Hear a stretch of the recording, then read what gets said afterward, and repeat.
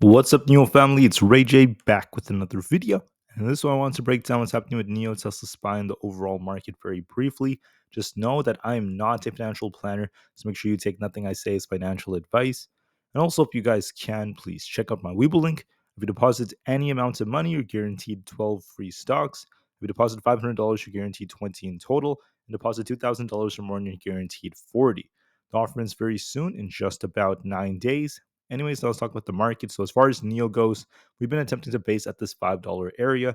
I mentioned to everyone that we could be dipping closer to $5 before we see a bit of a rebound. And so far, that's very close to what ended up happening. We did dip a little bit yesterday all the way down to 5.06, and we have kind of like a double bottom that's forming here. So I think that NIO could attempt to push up to about that 5.34 area tomorrow. As long as we don't lose $5, there might be an attempt to rebound just somewhat. Now, tomorrow is going to be a very important day. However, we do have some important stuff coming out, despite the fact that the market data is going to be very minor, as we just have home sales coming out and just the Fed beige book. But for Wednesday, do not forget that that's going to be tomorrow. We have Boeing, AT&T, and Coca-Cola all announcing earnings before market open. And then after the market closes, we have Tesla and the IBM. But Tesla's going to be a big one. Can't wait to see what Tesla ends up doing, so be ready for that. Besides that, as far as NIO goes, there's been a lot of talk about how NIO is once again opening one of its important NIO houses in an airport terminal building. So very, very cool stuff. This will help a lot of people around the world who end up seeing it to gain exposure for what they're basically doing. JP Morgan gives NIO an overweight rating, whereas other analysts are neutral, and volume is still at 38 million. So I'm gonna give you guys a very, very quick update right now. NIO should rebound for the 5.34 area for small rebounds tomorrow morning. If it rejects off that resistance, it could continue to consolidate in this range.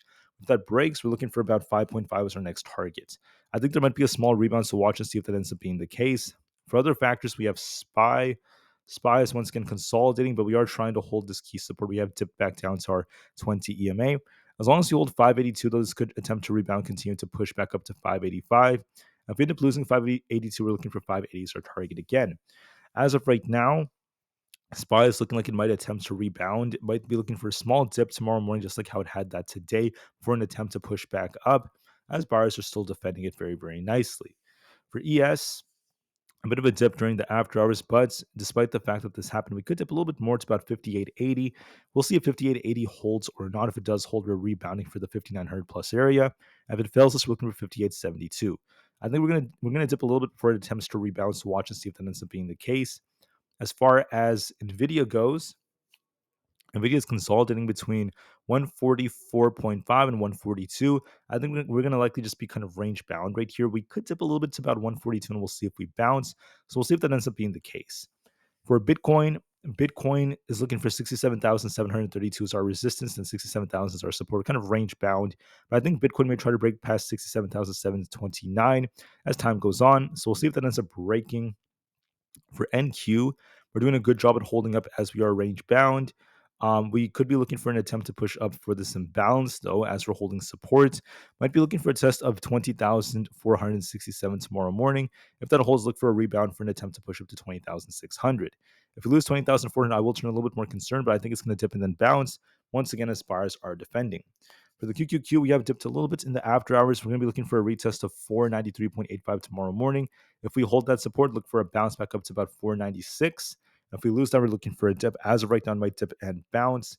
And finally, for Apple, we're attempting to rebound. We could be testing 234 before we attempt to bounce. For the IWM, we're looking for 220 to be retested. As long as you hold above that, I think we could be on our way back up to 222. So I still think there's potential for us to push back up to the highs of the day. So far, it's doing a good job. If we hit 222 after we bounce, and if we reject off this, there could be more downside coming. But so far, I think that we're doing a good job at holding up as long as 220 holds. For the Coinbase stock, we're dipping towards 208. We'll see if that holds. If it holds, we're looking for a rebound for 215. And if not, we're going to be looking for a bigger dip. For Amazon has support at 188, not to mention 187.5. We could be dipping in that range, and we'll see if we get a bounce or not, so give this the time it needs. For Meta, we're kind of like range bound. You're actually dipping a bit. We'll see if we hold above 579. If that holds, we're looking for a rebound for 585. So far, this is looking like a breakout of the wedge, so that could look to more upside. Microsoft has more potential as well. We broke past the 425 area. We could dip and retest the breakout zones right over here around this 424 area. Could be retested before it attempts to rebound. for 430 plus, so I see potential in this chart. Google's also attempting to break out. We could be looking for basically 168 as our resistance. So we'll see if that ends up being the case. But with that being said, guys, I want to thank you all so much for listening. Please have a great day. I want to make this video very short. Until I see you guys tomorrow, don't forget that Tesla has its earnings. So whatever Tesla announces will cause a very, very big move for the share price. As of right now, Tesla is just range bound between 215 and 220, but then there's going to be a big move depending on earnings. If earnings are a flop, we're going to be dumping below 200. If it goes really well, we're looking for a pushback up above 232. I think that right now the risk is to the downside looking at the charts, but we will see what happens with Tesla's earnings for tomorrow. That's a big factor, guys, so get ready. Do what you have to do, and I'll see you guys very soon in the next one. Thank you for listening, and peace out.